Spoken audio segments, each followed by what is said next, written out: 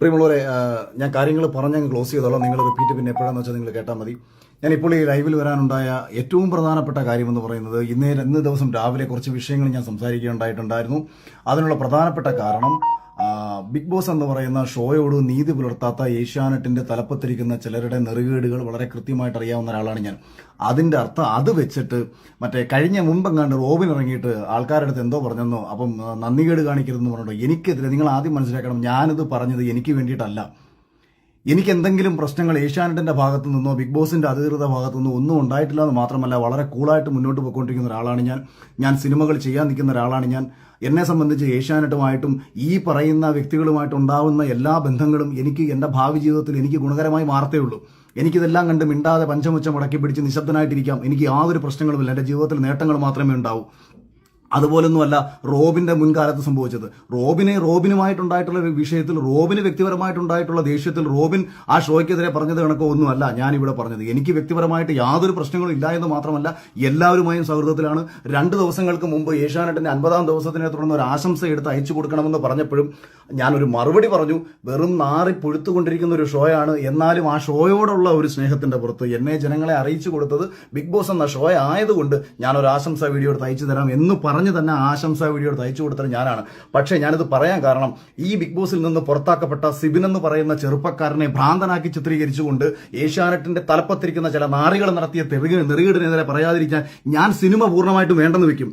ഞാൻ പൂർണ്ണമായും എന്റെ സിനിമയങ്ങ് വേണ്ടെന്ന് വെക്കും. ഇവന്മാർ എന്നെ മാക്സിമം പോയി കഴിഞ്ഞാൽ തൊലിക്കാൻ പോകുന്നത് അഖിലെ സിനിമയിൽ നിൽക്കുന്ന ഒരാളാണ്, ഏഷ്യാനെറ്റുമായിട്ട് ബന്ധം വേണം, അല്ലെങ്കിൽ ഈ ഇരിക്കുന്ന ഈ 2 പേര് കേട്ടോ, അധികം ആൾക്കാരൊന്നുമില്ല, 2 പേരേ ഉള്ളൂ ഇതിന്റെ പിന്നിൽ. അല്ലാതെ ഏഷ്യാനെറ്റിന്റെ ഓൾ ഇന്ത്യ ബിസിനസ് ഹെഡ് എന്ന് പറയുന്ന കിഷൻ എന്ന് പറയുന്ന അദ്ദേഹം വളരെ നല്ല മനുഷ്യനാണ്. അദ്ദേഹത്തിനോടൊക്കെയുള്ള വ്യക്തിപരമായിട്ടുള്ള സ്നേഹവും താല്പര്യവും കൊണ്ടാണ്. അതേപോലെ എന്റെ സുഹൃത്തുക്കൾ ധാരാളം പേര് അവിടെ ഉണ്ട്. അവരോടൊക്കെയുള്ള സ്നേഹം കൊണ്ടാണ് ഇവന്മാരുടെ ഈ നാറിത്തരങ്ങൾക്കെതിരെ നമ്മൾ ഇത്രയും നാളും മിണ്ടാതിരുന്നത്. ഇതിൽ വന്നു പോയിട്ടുള്ള പല മത്സരാർത്ഥികൾക്കും ഈ സ്ത്രീകളെ ഇവന്മാർ ഉപയോഗിച്ചിട്ടുള്ള രീതികൾ, പല മത്സരാർത്ഥികൾക്കും പണം പറഞ്ഞിട്ട് ആ പണത്തിന്റെ കാശിന്റെ ഷെയർ വാങ്ങി പല മത്സരാർത്ഥികളെയും ബിഗ് ബോസിൽ കയറ്റിയതുൾപ്പെടെയുള്ള വിഷയങ്ങൾ, ഇത്തരം ഒരുപാട് നാറിയ പരിപാടികൾ ഇവരൊക്കെ കാണിച്ചിട്ടുണ്ടായതുകൊണ്ട് ഞാനിത് പിന്നെ ഏഷ്യാനെറ്റുമായിട്ട് ബന്ധപ്പെട്ട് നമുക്കൊരു കോൺട്രാക്ട് ഉണ്ടായിരുന്നു. ആ കോൺട്രാക്ടിനോടൊരു നീതി പുലർത്തണം. അതുകൊണ്ട് തന്നെ ഞാൻ ആ കോൺട്രാക്ടിനോട് നീതി പുലർത്തിയതിനു ശേഷം ഇപ്പോൾ ഇത് പറയാനുള്ളൊരു കാരണമെന്ന് പറയുന്നത്, ഞാൻ ഇന്നേ ദിവസമാണ് അറിയുന്നത് സിബിൻ എന്ന് പറയുന്ന ചെറുപ്പക്കാരൻ ഒരിക്കലും ആ ഷോയിൽ നിന്ന് പുറത്തു പോകണമെന്ന് ആഗ്രഹിച്ചിരുന്നതല്ല. അവനെ ആ ഹൗസിനുള്ളിൽ വെച്ചിട്ട് മെന്റൽ അതായത് നമ്മൾ ഈ ഡിപ്രഷനും ബൈപ്പോളർ ഡിസീസിനും കൊടുക്കുന്ന ഡ്രഗ് ഇത്രയും കാലവും കഴിക്കാത്ത ഒരു ചെറുപ്പക്കാരനെ ഭ്രാന്തനാക്കി മാറ്റുക എന്നുള്ള ഉദ്ദേശത്തോട് കൂടിയിട്ട് ഈ ഡ്രഗ് കൊടുത്ത് അവനെ പുറത്താക്കണം എന്ന് അതിനുള്ളിലുള്ള ചിലർ പറഞ്ഞു എന്നുള്ളത്, ഞങ്ങളുടെ ഷോ 1 മുതൽ 5 വരെ സീസണിന്റെ ഷോ ഡയറക്ടറായിരുന്ന അർജുൻ എന്ന് പറയുന്ന മനുഷ്യൻ ഈ ഷോയിൽ നിന്ന് ഇറങ്ങിപ്പോയി എന്ന ഒരു യാഥാർത്ഥ്യം കൂടി നിങ്ങൾ തിരിച്ചറിയണം. കഴിഞ്ഞ ഷോയുടെ ക്രിയേറ്റീവ് ഡയറക്ടറായിരുന്ന റുബീന എന്ന് പറയുന്ന സ്ത്രീയെ ഈ സീസണിൽ നിന്ന് മാറ്റി നിർത്തി. എന്താ കാര്യമെന്ന് ചോദിച്ചു കഴിഞ്ഞാൽ, ഇവന്മാരുടെ താല്പര്യത്തിനനുസരിച്ചുള്ള മത്സരാർത്ഥികൾ ജയിച്ചു വരണം. ആ താല്പര്യത്തിനനുസരിച്ചുള്ള മത്സരാർത്ഥികൾക്ക് വേണ്ടിയിട്ട് കൃത്യമായിട്ടുള്ള കാര്യങ്ങൾ പ്ലാൻ ചെയ്യാൻ വേണ്ടി അവിടെ പോയി നിന്നുകൊണ്ടിരിക്കുന്ന ഇവരുടെ ഈ നാരിത്തരങ്ങൾ ആരെങ്കിലുമൊക്കെ വിളിച്ച് പറയണ്ടേ? അത് അറ്റവും മൂലം തൊടാതെ അങ്ങും ഇങ്ങും തൊടാതെ വായി തോന്നുന്ന വിവരക്കേടുകൾ വിളിച്ചു പറയുന്ന രീതിയല്ല. റോബിന് പറ്റിയ മിസ്റ്റേക്ക്, റോബിനോടുള്ള വ്യക്തിവിരോധം കൊണ്ട് റോബിൻ എന്തൊക്കെ വായി തോന്നുന്ന വിവരക്കേടുകൾ വിളിച്ചു പറഞ്ഞപ്പോഴത്തേക്ക് സമൂഹം റോബിനെ പുച്ഛിക്കുകയാണ് ചെയ്തത്. പറയേണ്ട കാര്യങ്ങൾ കൃത്യമായി തെളിവുകൾ നിർത്തി കാര്യകാരണ അടിസ്ഥാനത്തിൽ സംസാരിച്ചാണ് എനിക്ക് ശീലം. അതുകൊണ്ട് ഏതെങ്കിലുമൊക്കെ ഊളകൾ വന്നിട്ട് എനിക്ക് എന്നെ തൊലിച്ചുകൊണ്ടുള്ള കമന്റുകൾ ഇട്ടുകൊണ്ട് വരരുത്. ഞാനീ സംസാരിക്കുന്നത് എനിക്ക് വേണ്ടിയിട്ടുള്ള എല്ലാ നഷ്ടങ്ങളും ഏറ്റെടുത്തുകൊണ്ട് ഒരു കോപ്പും എന്റെ ജീവിതത്തിൽ ഇവനൊന്നും ചെയ്യാൻ പോത്തില്ല എന്നുള്ള അടിയുറച്ച വിശ്വാസത്തിൽ ആർക്കെതിരെയും എന്തും സംസാരിക്കാനുള്ള ആത്മധൈര്യം സത്യത്തിനൊപ്പം നിൽക്കുമ്പോൾ എനിക്കുള്ളിടത്തോളം കാലം അത് ഏഷ്യാന്റെ തലപ്പത്തിരിക്കുന്നവരാണെന്നുണ്ടെങ്കിലും ഇന്ത്യൻ ഭരണഘടനയുടെ തലപ്പത്തിരിക്കുന്ന, അല്ലെങ്കിൽ എനിക്ക് കേന്ദ്രത്തിന്റെ തലപ്പത്തിരിക്കുന്നവരാണെന്നുണ്ടെങ്കിലും കേരളത്തിന്റെ തലപ്പത്തിരിക്കുന്നവരാണെങ്കിലും എനിക്ക് ഒരേപോലെ ഉള്ളൂ. ഈ നാളത്തെ ഈ നിമിഷം കുമാരെല്ലാം ചേർന്ന് എന്നെ കൊന്നു കളഞ്ഞാൽ അഭിമാനത്തോടുകൂടി മരിക്കാൻ തയ്യാറാണ്. എനിക്കങ്ങനെ ഒന്നും ഒരുത്തരം പേടിയും കോപ്പൊന്നുമില്ല. എന്റെ വൈഫും എന്റെ പിള്ളേരും ഒക്കെ എന്റെ സ്വഭാവം പണ്ടേ കണ്ടു വളർന്നവരാ.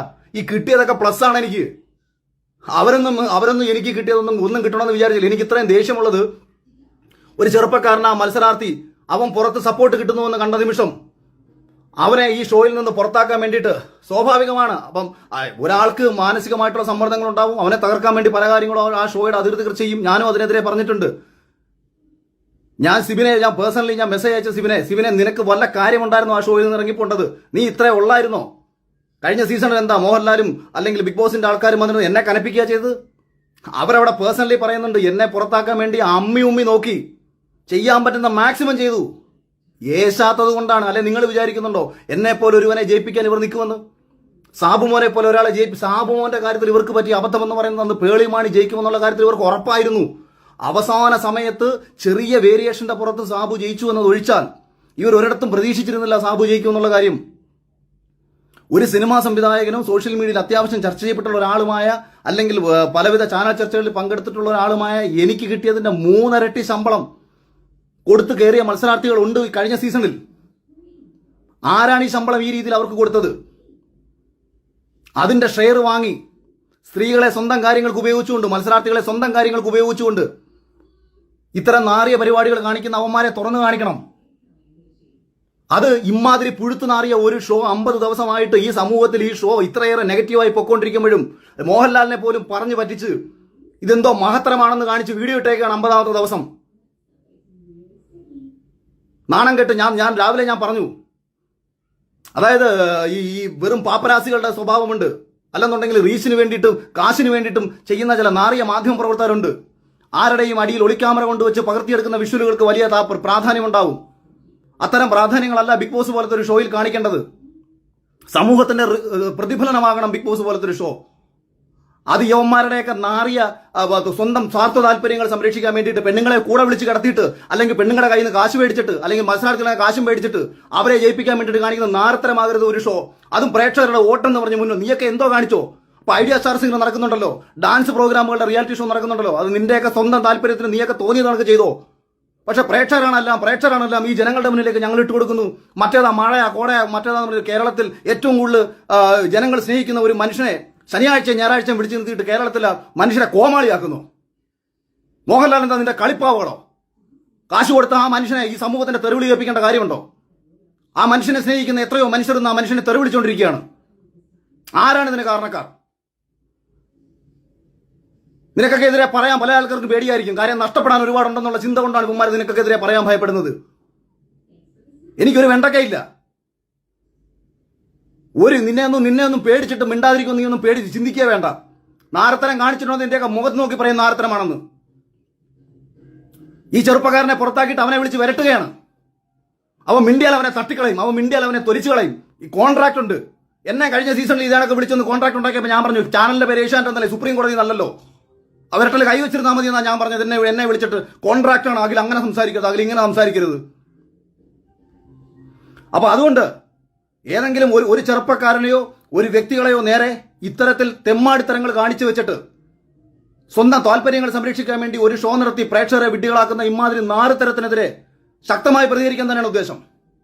അത് എനിക്ക് ഇന്ന് ഇത്രയും വൈകാരികമായി ഞാൻ പ്രതികരിക്കാനുണ്ടായ കാരണം, ഒരു ചെറുപ്പക്കാരനെ ആ ഷോയിൽ മികച്ച രീതിയിൽ പൊയ്ക്കൊണ്ടിരിക്കുന്നത് പ്രേക്ഷകർക്ക് എനിക്ക് തോന്നിയല്ല കേട്ടോ. ഞാൻ പറഞ്ഞത് പ്രേക്ഷകർക്ക് ഇഷ്ടപ്പെട്ട സിബിൻ എന്ന് പറയുന്ന ഒരു ചെറുപ്പക്കാരനെ ആ സീസണിൽ നിന്ന് പുറത്താക്കാൻ വേണ്ടിയിട്ട് നാറിയ കളികൾ കളിക്കുകയും അവനെ വിളിച്ച് ഭീഷണിപ്പെടുത്തുകയും അവനെ മാനസിക രോഗിയാക്കി ചിത്രീകരിക്കാൻ ശ്രമിക്കുകയും ചെയ്ത ഇവന്മാർക്കെതിരെ പിന്നെ പ്രതികരിക്കണ്ടേ? ഞാൻ ഇന്ന് വരെയും സമൂഹത്തിന്റെ വിരോധം പിടിച്ചു പറ്റിയതും എന്നെ ആൾക്കാർ വെറുത്തതും അല്ലെങ്കിൽ എന്തെങ്കിലുമൊക്കെ നഷ്ടം എനിക്കുണ്ടായതും ഒന്നും എനിക്ക് വേണ്ടിയിട്ടായിരുന്നില്ല. അന്നും ഇന്നും ആത്മവിശ്വാസവും ആത്മധൈര്യവും മറ്റുള്ളവനോട് വേണ്ടി സംസാരിക്കുമ്പോഴാണ്. അതുകൊണ്ട് അതേ ആത്മവിശ്വാസത്തിലും അതേ ആത്മധൈര്യത്തിലും പറയുകയാണ്, ചെയ്യുന്ന നാറുത്തരത്തിനെതിരെ പ്രതികരിച്ചിരിക്കും. അത് ചാനലിനോടോ എനിക്ക് നന്ദി പ്രേക്ഷകരോടാണ്. എനിക്ക് ഏഷ്യാനെറ്റിൽ എന്നെ ഇന്റർവ്യൂ കഴിഞ്ഞ സമയത്ത് എന്നെ പുറത്താക്കണമെന്ന് തീരുമാനിച്ച ആൾക്കാരാണ്. എന്നെ ആരാണോ ഈ കഴിഞ്ഞ സീസണിൽ എടുക്കരുതെന്ന് വിചാരിച്ചാൽ അയാൾ ആഗ്രഹിച്ച ആൾക്കാരാണ് റോബിനെ പുറത്താക്കണമെന്നും സാബുവിനെ പുറത്താക്കണമെന്നും രജത് കുമാറിനെ പുറത്താക്കണമെന്നും. ആരുടെ ശ്രദ്ധയാണോ പ്രേക്ഷകരിലേക്ക് പോകുന്നത് ആ മത്സരാർത്ഥികളെ പുറത്താക്കണമെന്ന് ചിന്തിച്ച ഒരുത്തനാണ് ഏഷ്യാനെറ്റ് തലപ്പത്ത് കേരളത്തിലിരിക്കുന്നത്. അതുകൊണ്ട് ഇവൻ പ്രേക്ഷകനെ മുൻനിർത്തി കോമാളിത്തരം കളിക്കരുത്. സ്വന്തമായിട്ട് എന്തും കളിച്ചോ. ബിഗ് ബോസ് നടത്തുകയോ മറ്റേ ഏത് റിയാലിറ്റി ഷോയും ഒരു ചാനലിൽ നടത്താം. ഒരു കോർപ്പറേറ്റ് ചാനലിന് കാശുണ്ടെന്നുണ്ടെങ്കിൽ എന്ത് തെമ്മാടിത്തരങ്ങളും ഷോയുടെ പേരിൽ കാണിക്കാം.